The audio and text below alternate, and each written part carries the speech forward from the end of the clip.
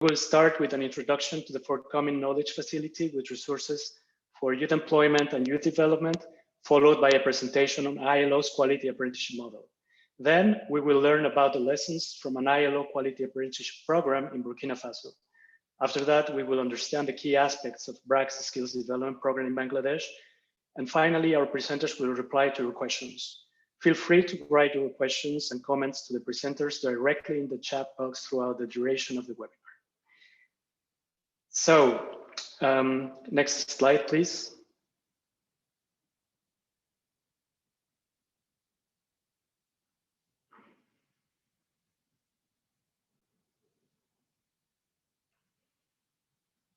So that is the agenda that I have just presented.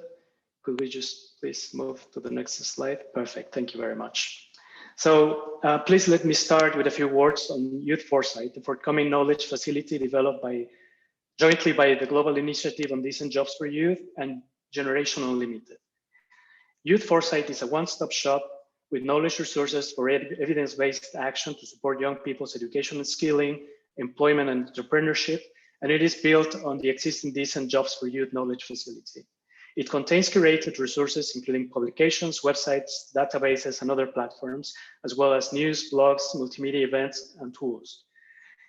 Youth Foresight will be launched soon by partners of the Decent Jobs for Youth and Generation Unlimited initiatives, starting with nearly 800 knowledge resources and over 70 knowledge contributors. Now, before we start with today's presentations, we have a short poll for you about apprenticeships. Two statements are now being displayed on your screens. Isha, please run them. Thank you very much. So please click on what you think is the correct answer. The first statement goes, apprenticeships are only for men, especially those who could not attend university. Do you think that is true or false?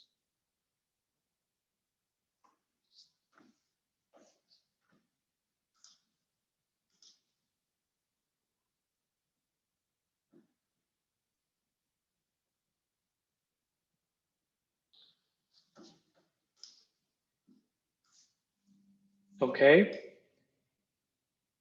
I am not able to see what the results of the poll are, so perhaps Lena or okay, now I can see them. Oh, wow. Well, we have a very clever audience today. 100% of you think that it is false, so I'm very happy about that. It's not always the case. Let's go to the next question. So apprenticeships are limited to occupations such as plumber, carpentry, and electricity. Is that true or false?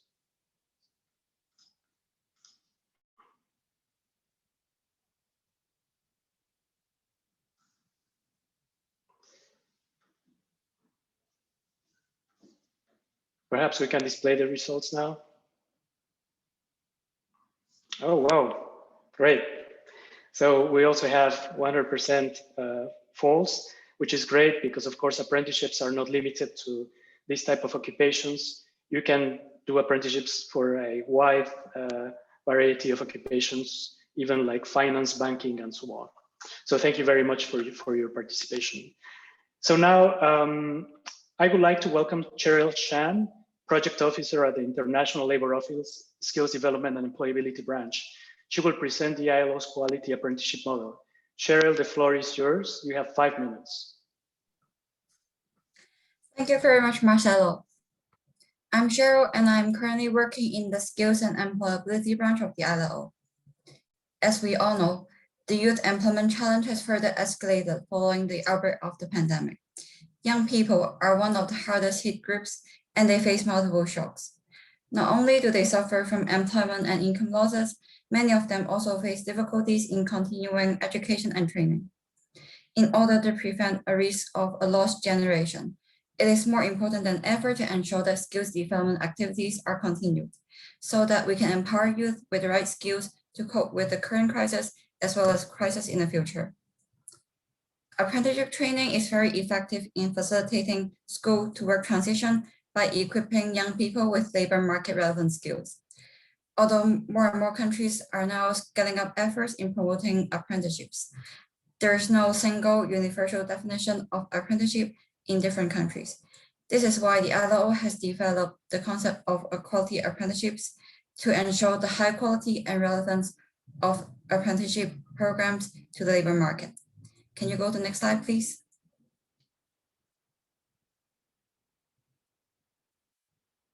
Can you please move? Thank you.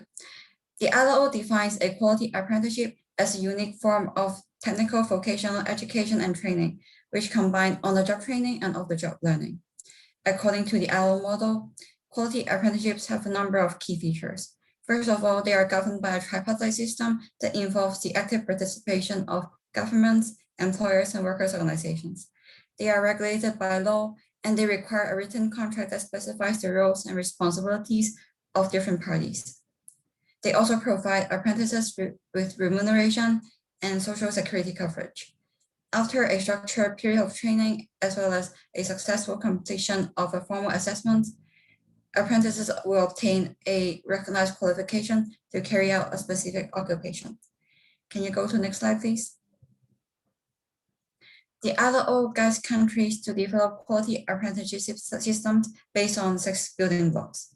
The first one that I'm going to talk about is meaningful social dialogue. Social dialogue is a cornerstone of the ILO's work, and it is also central to quality apprenticeship systems at both national and sectoral levels.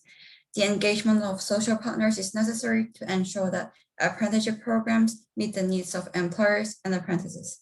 This is because employers and workers' organizations are very often very familiar with current and future skills needs, and also how to provide these skills. A robust regulatory framework is another building block. It is necessary to establish the training and working conditions for apprentices, which can ensure their rights to decent work. Since quality apprenticeships also call for the support and commitment of different stakeholders, all stakeholders should have a clear understanding of what their roles and responsibilities are, so that they can share a common purpose in order to ensure the coherence of the entire system. On the other hand, apprenticeship training incurs a cost for different stakeholders, including public authorities, education and training institutions, employers, and apprentices. There should be a very clear understanding of all the costs involved so that stakeholders can share the costs equitably in order to ensure that they will be willing to participate on a long-term basis. Quality apprenticeship should also have a strong relevance to the labor market so that they can facilitate young people's smooth transition into the world of work. This can be achieved through effective skills needs assessment mechanisms so that programs are developed based on current and future skills needs. Finally, quality apprenticeship should have specific measures to increase the diversity and ensure equal representation of all. Particular attention should be paid to the inclusiveness of women, persons with disabilities, and other vulnerable groups. Can you go to the next slide, please? Since apprenticeship is now not comprehensively addressed under existing international labor standard, the ILO has just started a standard setting process on apprenticeships. The first discussion is going to take place in the International Labor Conference in 2022. The new standard is expected to foster a common understanding of apprenticeship around the world, as well as to provide further guidance to member states to develop quality apprenticeships. So this is the end of a very short introduction to the ILO's approach to quality apprenticeships. Thank you very much, and I'll now give the floor to Joanne. Thank you, Cheryl. Next slide, please. So today, well, first let me introduce myself. Thanks to all of you for being with us today. It's a pleasure to be here. I'm Joséanne Larue. I'm a project manager of a youth employment project currently based in our headquarters in Geneva for the ILO. So I've been managing a project that had different various activities at global, regional, and national level. But today we will focus particularly on what happened in Burkina Faso. Just to say that the main objective of the project was to improve the creation and access to decent employment for young people. Isha, could I get the next slide? And to be time sensitive, I will go to the next one directly, please. One more. Okay, thank you very much. So why Burkina Faso? I don't know, maybe not all of you will know Burkina Faso very well, so I can give you a bit of facts and figure beforehand. It is part of the Sahel region, one of the poorest, who has a lot of challenges, whether they're social, economic, political, and environmental. It's a country, it's a relatively small country, but with a population of 20 million. 80% of the active population work in agriculture, 92% of the workers are in informal jobs. About half of the population is 15 years old or younger, which means it's a very young population. There's a lot of them that need to be in education or trained, and there's a very high number of young people entering the labor market every year, but there is not necessarily the infrastructures in place for this to happen properly. So we decided to have an approach, a specific approach for Burkina with two parallel key actions. One where we try to do a pilot program to see what quality apprenticeship could look like concretely. And a second in parallel where we try to strengthen the whole system, work with the government, the youth ministry, to try to bring the 6 building blocks that Cheryl has mentioned into also concrete action and recommendation. Next slide, please. And so let me start first with the pilot program. We selected at the very beginning of the project in 2018, we selected the construction sector. We saw it as one sector that has a lot of potential to address many different thematic areas or challenges of youth employment. It can be to quality apprenticeship, of course, but we could also bring in the gender perspective, the green job, the occupational safety and health. So many issues related to youth employment that we found we could have a big impact. And also because it was a sector with a lot of job growth potential.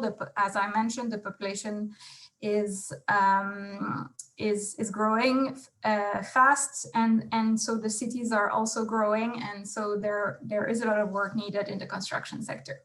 So we did a diagnostic. We looked at the capital, Ouagadougou, and its surrounding areas. We did a bit of a mapping of the TVET public-private centers to see how many young people they could train, what their capacities were, which trade they were training young people in.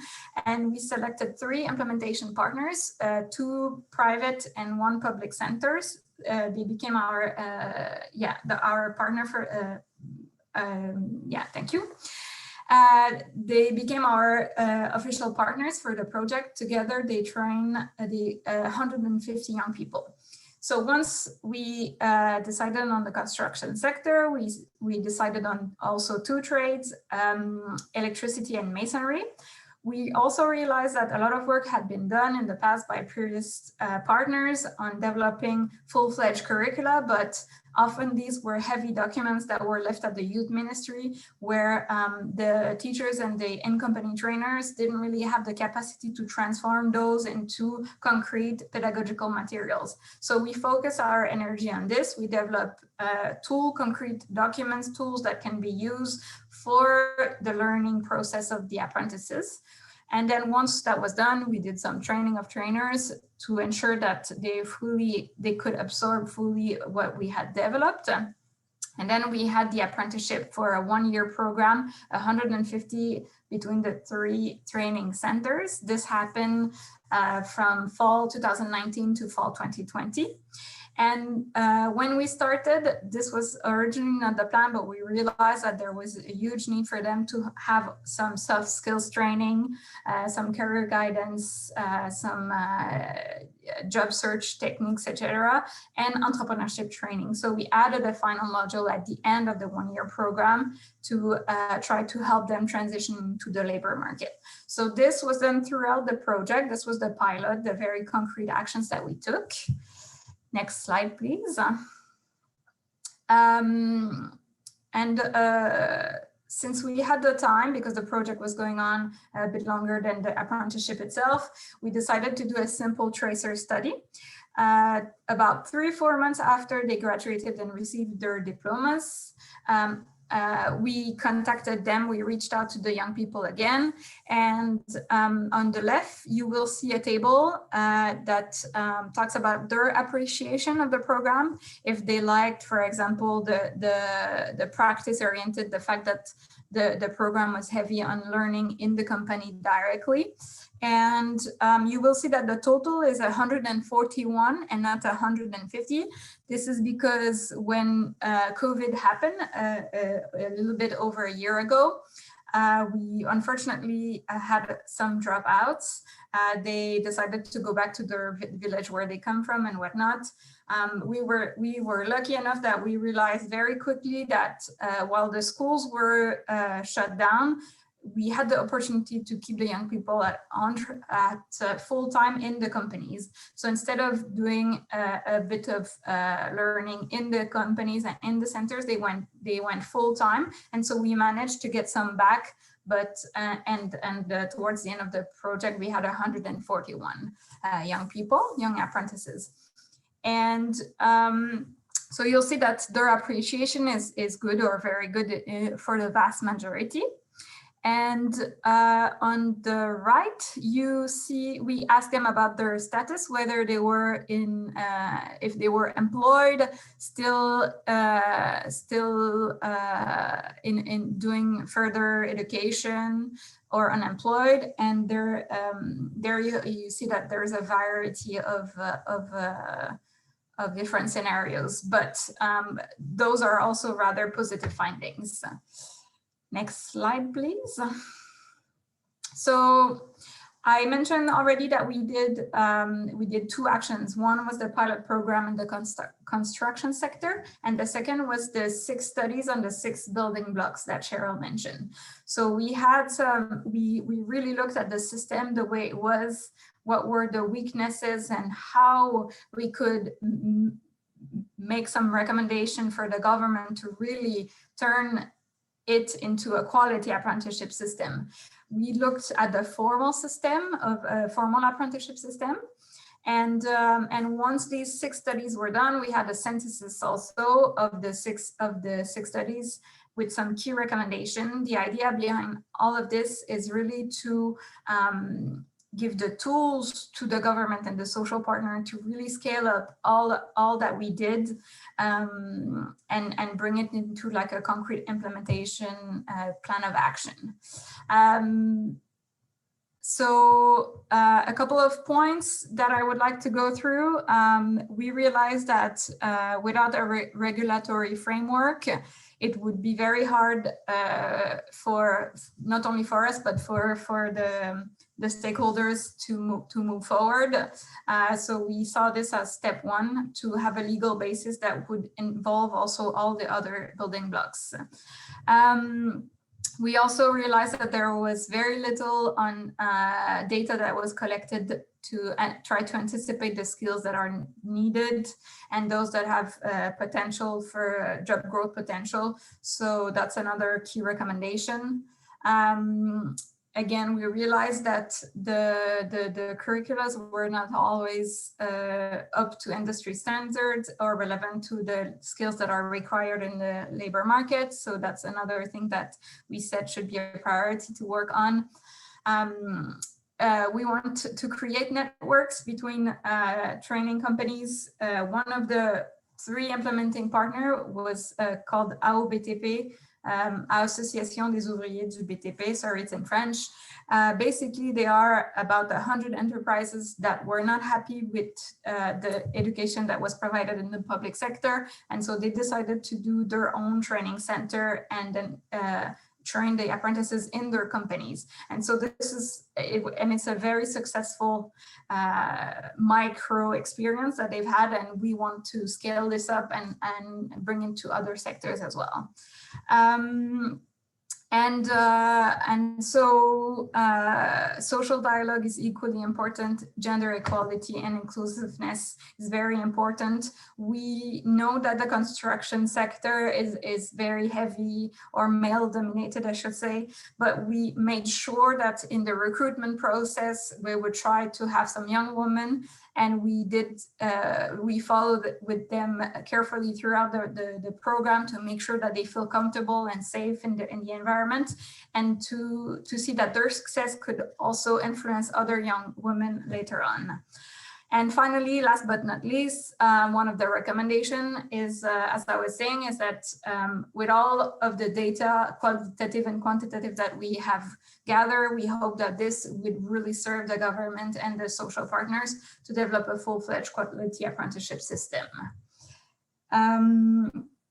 Next slide, please. All right, so I went through a lot very, very fast. I hope that we have time to talk about it a bit more during the Q&A session.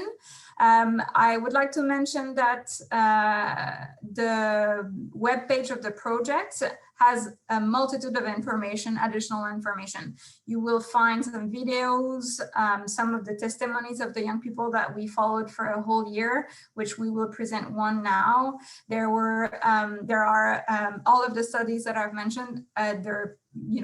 They are now public, and we hope that you find them useful. So don't hesitate to go to our webpage, to the project's webpage, to find a lot more information. Voila. And so with this, I ask Isha if she could please show we will show you one testimony before I hand over to Marcelo. Thank you.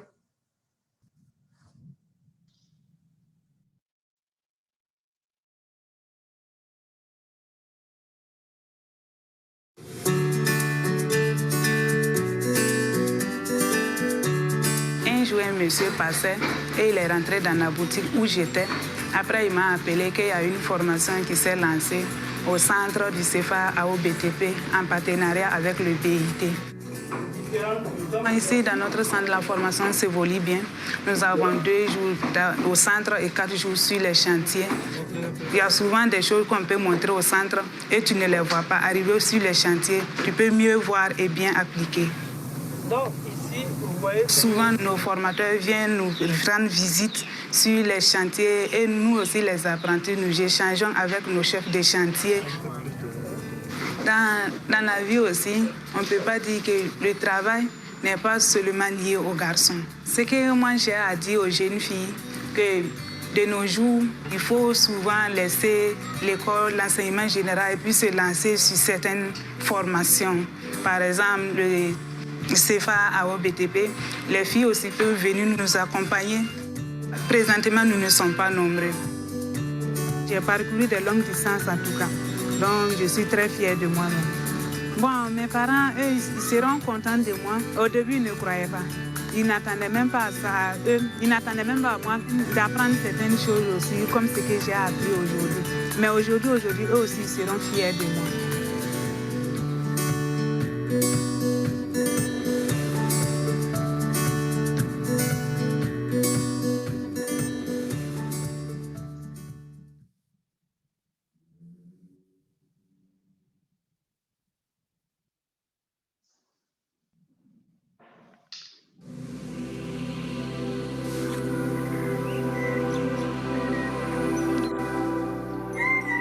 Isha, I think there's some, okay, great. Thank you very much, Ocean. And after this very nice video, I think that we are now all experts on the ILO quality apprenticeship model.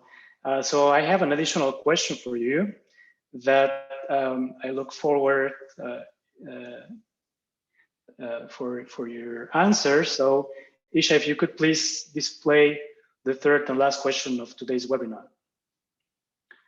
While she does that, I will just read it to you. According to the ILO definition, which of the options below is not a key element of quality apprenticeship systems? You have 3 options: labor market relevance, inclusiveness, and obtention of a permanent contract. So please let us know what you think, and we will see the results in a few seconds. I think this question is a bit trickier than the previous ones.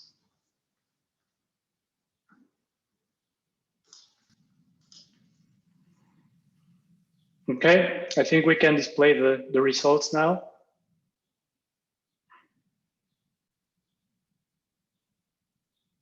Good, very good. Okay, so indeed, labor market relevance and inclusiveness are essential parts of quality apprenticeship systems, and obtention of a permanent contract is not, although of course it's ideal if you get one. Okay, so now it is my pleasure to move to our next presentation and introduce you to Tasmia T. Rahman, currently in charge at BRAC Skills Development Program in Bangladesh. Tasmia, the floor is yours now. You have 15 minutes. Thank you. Thanks. Great to be here. I'll jump right into the presentation. So just to give you a little bit about the context of Bangladesh, it's a pretty highly populated country. As you see, we have 170 million people. But the good news is that 1 out of 3 are youth, which is or adolescents between 10 to 24 years. So we have a young population.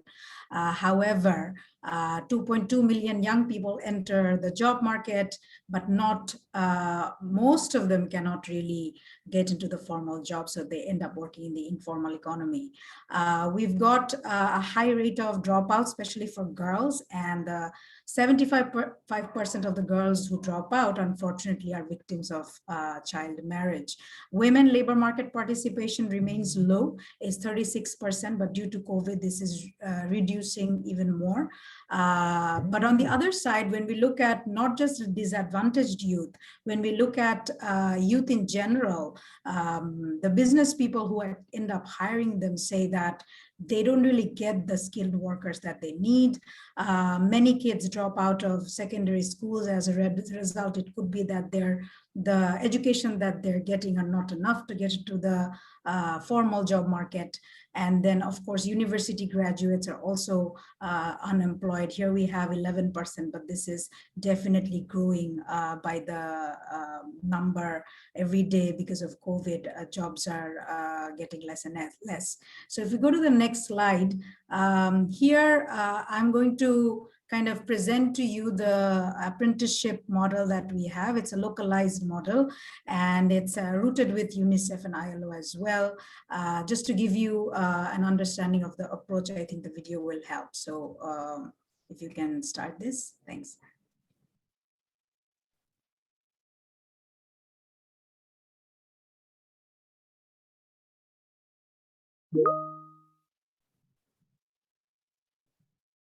Welcome to Bangladesh, the country with one of the biggest and youngest working age populations in the world. 2 out of 5 young people from this group are not in education, employment, or training. 75% of organizations report they can't find enough skilled workers. Not enough young people are skilled, and the ones that are do not have the right type of skills. A lot of people end up doing low-skilled work, and many are exploited. 14-year-old Amina works as a maid in a house. She dropped out of school when she was 11 because her parents could not pay her school fees.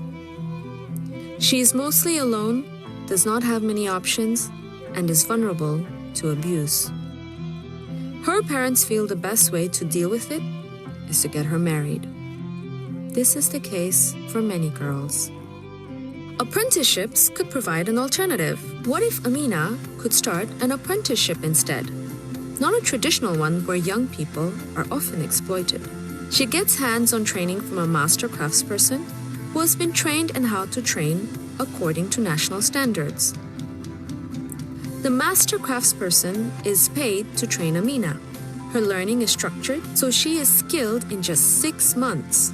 All of this in a healthy, safe, and fun environment. Amina learned how to manage money, speaking to customers, essential English, social and labor rights. With this kickstart, Amina now has plenty of options. She can continue working, she can get a job somewhere else, she can start her own business. And she is now a family member with an own voice. By working with employers and young people, the entire market is improving. So in a country where 8 out of 10 jobs are in the informal markets, young people can change the game in Bangladesh. Invest. Young people will take care of the rest.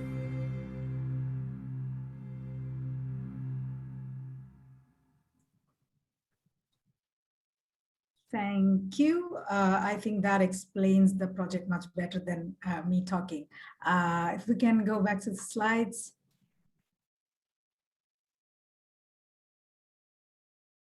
Right. So the project here that we're talking about, alternative learning program, actually has, as you can see on the job training, it's theoretical training trained by a master craftsperson. There's soft skills component, and also after COVID, we've thanks.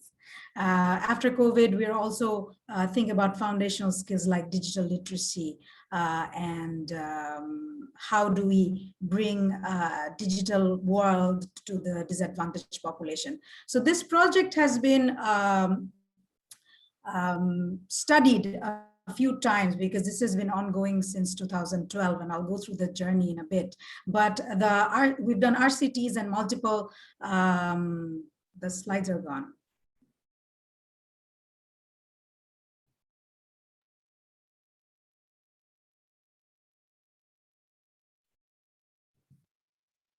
Thank you. So once we've done the impact studies, it was very clear that this project has really high impact. So because people are getting trained by the local market trainers, they end up getting jobs in the locality. So there's a pretty high, here we say 95% job placement, but due to COVID, this has reduced. Right now we have about 75%, but this is the number that was collected about a year ago. The child marriage reduction is pretty interesting because once the girls get into the apprenticeship training and employment at an earlier age, their parents don't tend to marry them off because they're now earning for the family. So this is very important. The earning increases about 6-folds. There's 1:3 cost benefit ratio. Of course, the impact on girls and women are higher. And of course, there's a component of empowerment, self-confidence, and the fact that they get labor related information, like how much should they get paid, what should be their rights in the market, they end up getting jobs where they're more satisfied. If we can go to the next slide. I just wanted to go through a chronological development of how we've done a pilot almost 8 years ago and then shifted into scale so that it's easier for everyone to understand that a program like this is scalable in 5 to 6 years time. So we started the project with ILO and UNICEF with 1,000 students and also with the Non-Formal Education Bureau of Bangladesh. Next slide, please. And then in 2013 and 14, the numbers have grown only. So as you can see that BRAC has invested in training students here. And also we have ILO's partnership where we wanted to grow the student base. We entered into new sectors, new areas, just to see how it works in different contexts. If we go to the next slide. In 2015, the skills development program started for BRAC. So it's a relatively new program compared to a lot of our programs, which are 40 years old. But this approach was actually the foundation of the skills development program. Our work, 70 to 80% is in the apprenticeship, informal apprenticeship training. So here, once we started this, the piloting sort of grew and we went to almost 5,000 students, and ILO continued to support us in terms of quality apprenticeship, as well as UNICEF, who's still our partner in the alternative learning program and the Generation Unlimited component. Next slide. 2016, the numbers keep going, and if we just for the time, I'm just trying to skip to the next slide. So here, this year has been very important for us. So we realized that it's very important to track these students. Once we continue to track the students, we've seen that after 3 to 4 years, the students want to open up their own business because right now they're skilled and they want to do something on their own. So we developed another project where we provided entrepreneurship training on top of the apprenticeship training, so that the students or the trainees who graduate can start their own business in the locality. We've seen a big surge, a big interest here once we've also introduced microfinance into this apprenticeship model. So they receive the training and then they're also linked with the microfinance institution where they get the loan to start their business. And The microfinance institution also keeps them in incubation for at least 3 years. So as a result, there's a lot of hand-holding going on in this program.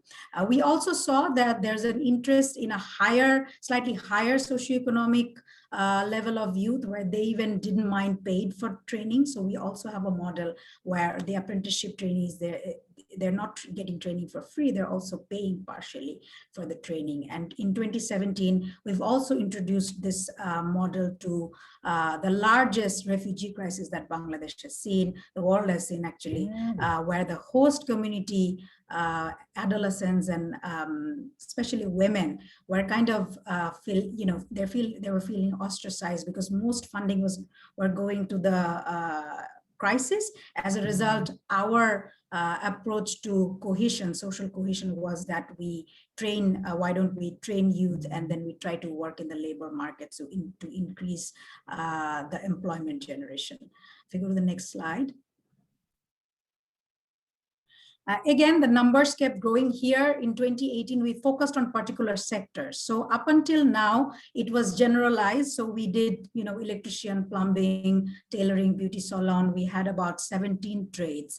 But from 2018, we also got funding from European Union and focused 10,000 learners on only light engineering sector, where 40% were women. And here, the results were good because it was very focused. We could focus on a particular sector. We could identify where the gaps are and train people through the apprenticeship so that they can be placed with the owner where the employment was needed. So this learning was also very important for us at this stage. Can we go to the next slide? Again, 2019, we kept growing. The significant point here was to replicate this model all over Bangladesh. So we kind of started being partners with local NGOs. So let's say where BRAC couldn't go, there were local NGOs who could learn from us and scale this up. And here we partnered with about 10 NGOs to focus on hard to reach areas. So there are areas where you would have to take a boat and go. There are areas where you would have to walk for hours and hours to reach. So there, the localized people have better knowledge on how to reach the target group. So we kind of taught them how to do this. As a result, the replication is now taking place, and we've reached a pretty high number on this. Next, 2020 is, if we go to the next slide, 2020 COVID happened, but as a result, everything stopped. But here, one new addition that we added was trying to see how the apprenticeship model could be customized for people with disability. Again, I mean, we work with Life Savers, Light for the World, ADD, and all the organizations that focuses on, person with disability to kind of see if these apprenticeship trainings could be customized only for people with disability and their employment. While the lockdown happened in 2020, a lot of our work stopped. Yes, lots of comments. Thanks for all the excitement. So if we can go to the next slide. For the COVID-19 safety, as you've seen even in the last presentation, that a lot of the safety measures had to be taken. So once everything opened up in a limited capacity last year from July in Bangladesh, we kind of had less learners with the trainers. Distance were maintained. We made sure that we gave them masks, protective gears, and COVID orientation. There were hand washing facilities, visual aids, where every day we had to, influence people and tell them that, look, you need to protect yourself, you need to wear the mask, you need to wash your hands. So this ongoing activity had to go on since last July. And now again, unfortunately, we're again into the second wave of lockdown, where everything is stopped again by the government directions. But we're hoping that this won't last long again. If we go to the next slide. So 2021, here we actually have the Generation Unlimited and UNICEF funded pilot. If you go to the next slide, some of the things that we are piloting and pivoting due to COVID. So digital literacy, as I've mentioned in the beginning, that we really need disadvantaged youth to get into the accessibility of devices and connectivity. The world without this will completely be dark for the people who cannot really afford devices and connectivity. So we're trying to get them the devices. We're also setting up digital classrooms to provide theoretical and soft skills training, and also trying to see if we can promote government and local partnerships through their support if digital literacy can be increased. Some of the if you go to the next slide, some of the other interventions that we continuing is of course, the partnership with the NGOs continues, entrepreneurship training continues, but the online training and is something that we definitely need to gear up with youth who are not so disadvantaged, can access the devices, but right now are unemployed. So here we would have to see what kind of online training we can give them so that they can quickly receive the training, reskill themselves, and then get into the employment market. This is not necessarily apprenticeship, but this is something that we're trying to see along with GenU and UNICEF, just to see if this works for the a slightly higher educated and socioeconomically privileged class. Last but not least, we have a career hub initiative within the GenU component where we're trying to match the students with the employers so that the employers can talk to the employees themselves, right? I mean, otherwise the challenge here remains that the employers are not getting what they want, and the students are also skipping outside this area where they don't even have access to information. Last slide. So this is the impact that we've created since 2012, large numbers, but BRAC is all about the scale, if you know BRAC's work. So we've reached about more than 350,000 people all over Bangladesh with different interventions on apprenticeship and skills training. Decent work awareness has been a main agenda for us. 97,000 women, out of which almost 70 to 80% women are now on the job.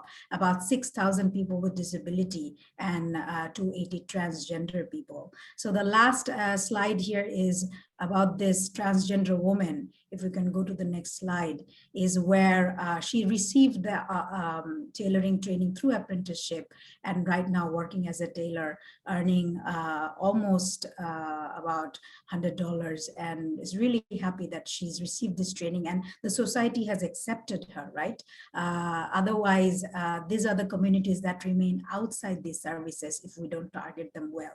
So I think I'm out of time. The three key messages that I really want to give with this long and beautiful partnership with UNICEF is that, you know, the partnership with the donor and the UN organizations and for an implementing organization and as BRAC is always interesting because we can do the practice, but then there's always advice and guidance coming through. We always need to focus on targeting. The targeting has to be right. We need to reach to the right people who need the training.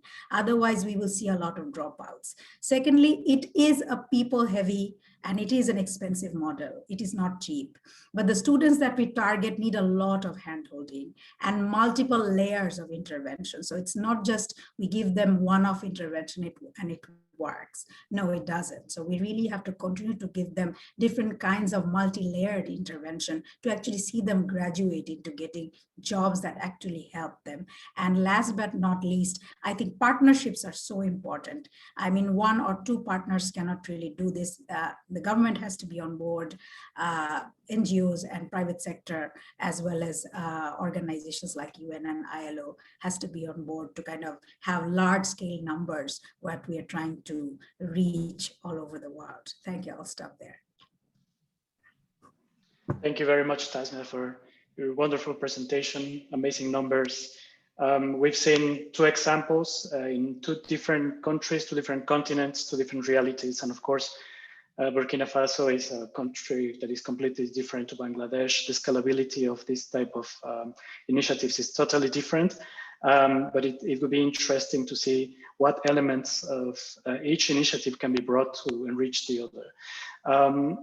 Without further comment, I would really like to go straight to the questions. I see that people are very interested in this topic, and there's a lot of excitement, as Tasmia mentioned. I will start first with 3 questions for Joseanne, if you don't mind, Joseanne. So the first question is, apprenticeships and have been criticized as being used by employers to exploit young graduates. How do we solve this problem as government?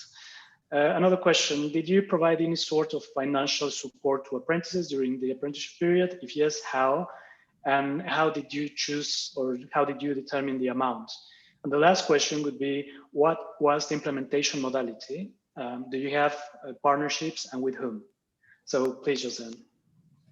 Thank you, Marcelo. I'm taking notes. All right, so let me try to quickly answer the first question about exploitation and what the government can do against this. So that's actually a great question, because we wanted to really focus on the word quality today. We wanted to make sure that that when we talk about quality apprenticeship, quality is really at the core of it. And we don't mean only that it is a good program, but we also mean that the young people are treated with respect, and that they get opportunities that are better than if they didn't go through a quality apprenticeship system at the end of their training, of their apprenticeship. So so yes, it's important to make sure that we change the social image of apprenticeship, that it's not only seen as a type of training that is only for people who don't really have many skills, or for sectors where the pay will be very little or very limited at the end. I would say that the potential for quality apprenticeship also to be scaled up and to have good employment opportunities is to focus on sectors where there is job growth potential, and where the type of employment that will come with it will be good employment. In Europe, apprenticeship lead to very well-paid jobs. If you think of IT or some of the innovative sector, or even green jobs, there's really a potential. So you should focus on the sector where you can have quality, rather than the traditional one where there's more chances of exploitation. Was there any financial support for the young people? So I think this will vary a lot from one program to the other, from one reality to the other. For us in Burkina, we since it's a very low income country, there are a lot of projects and initiatives, and the risk was that young people just go from one training or one program to the other. So to make sure, and you mentioned as well, Tasmia, that it's very important when we select the young people to select the right young people. So when it was the recruitment period before the training actually started, what we decided with the 3 implementing partner was that while we were going to finance a big share of the training, because it is indeed not a cheap program, we still ask for the young people to pay a small amount for them to be recruited and be part of the program. We ask that of the 150 young people, and so this way we managed to make sure that those who were there really wanted to be there. And so this way we also we realized that it was one good simple policy to make sure that it's not just someone who's going to leave as soon as they have a better opportunity or start something else differently. Those who were there were really motivated. And I think that the testimony of Aboni that you saw, the short video that we showed, was basically you know, she was very motivated, she was very pleased, and through the project she grew a lot. So we tried to really select the right young people. And then yes, the companies, they offered some compensation for transport and food and so on, but this was kind of a case-by-case basis. And finally, the third question, the type of partnerships we had, I mentioned quickly, we had 3 formal implementing partner, 2 private TVET centers and 1 public. And so we wanted to have a mix of both to ensure that both are represented and to see how the partnerships would evolve. We thought that there could be some lessons learned on how to deal with both at the end. And we did a full diagnostic of the sector, and we decided very carefully on the 3 centers. We visited them. It was obviously before COVID, and so we could get a sense of the training that they were giving. We met with the teachers and the in-company trainers, and so we really got a feel, and we were very happy with our selection in the end. I saw that there were a lot of other questions that I can start answering in the chat while I leave the floor to my other colleagues. Thank you. Thank you very much indeed, Jessie. And I would like now to ask some questions to Tasmia as well. I have selected 3 questions. We have really a large number of questions, and I hope that Joseanne and Tasmia will take the time to answer them to you. Tasmia, so my first question to you is, what are the COVID-19 related challenges to the implementation of BRAC's skills development program, and what type of measures have you taken to overcome them? The second question is, how have you been able to influence or change the behavior of the private sector in the recognition, acceptance, and willingness to co-invest in apprenticeship programs? And finally, we have another question here. It is related to the scalability of your initiative, because you have large numbers. So what has been the success factor in really scaling up your program to reach a large number of beneficiaries? So Tasmia, please, we look forward to your answers. Great questions. Okay, so number 1, COVID. So basically, for COVID, I think the challenges were very similar to others. I mean, once we stopped the program, it was very difficult to again gain the trust of the parents because they're sending their children into marketplaces, right? Once the markets opened, it was challenging to influence the students to come back to apprenticeship training, and then also the labor. The markets were open. The trainers who are basically here, the master craftspersons, as you've seen in the video, they're the business owners. So they had to open their shops because this is their livelihood. So they continued to work, but it was hard to bring the students in. So here, of course, the BRAC team realized this, and as a result, we've given free masks and hand sanitizers, and we've given each and every apprenticeship stations had to have like a washing area where people would wash hands. There would be sanitizers and so on and so forth. The numbers of apprentices that we would put in a workplace reduced, so we've had to cut it in half. So as a result, the total number of targets that we wanted to achieve we were not being able to achieve that.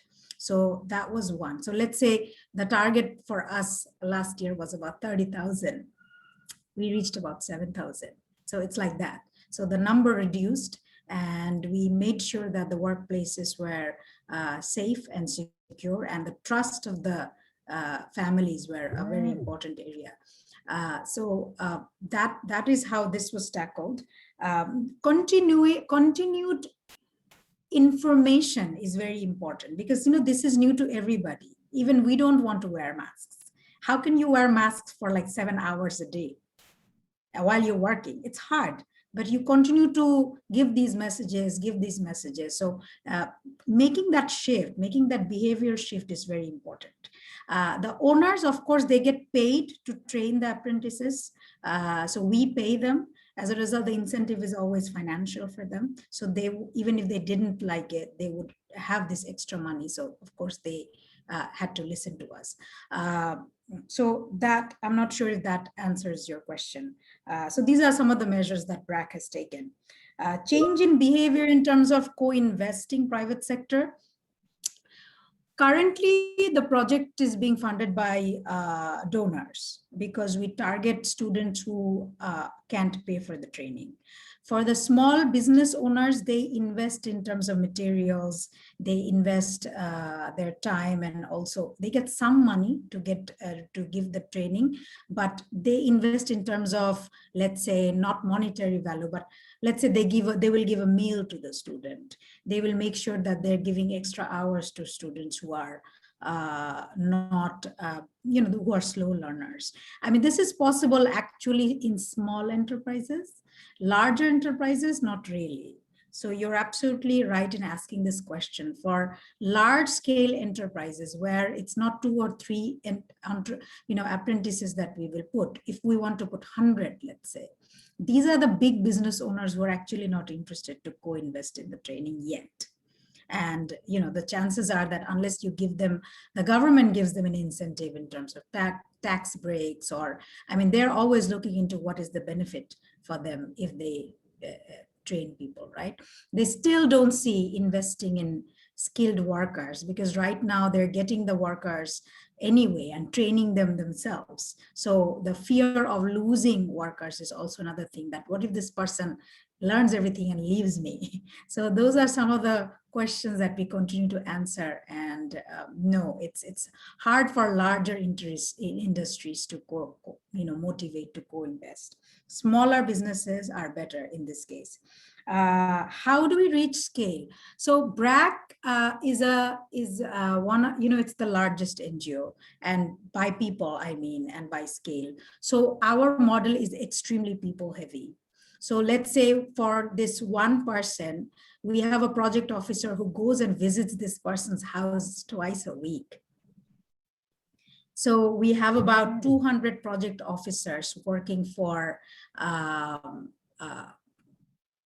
this particular project. The partnership is a different story, but we ourselves have a very large presence in the community, and we are hiring staff from the community. So there's a buy-in of these project officers or managers who ultimately lead this initiative in their own area.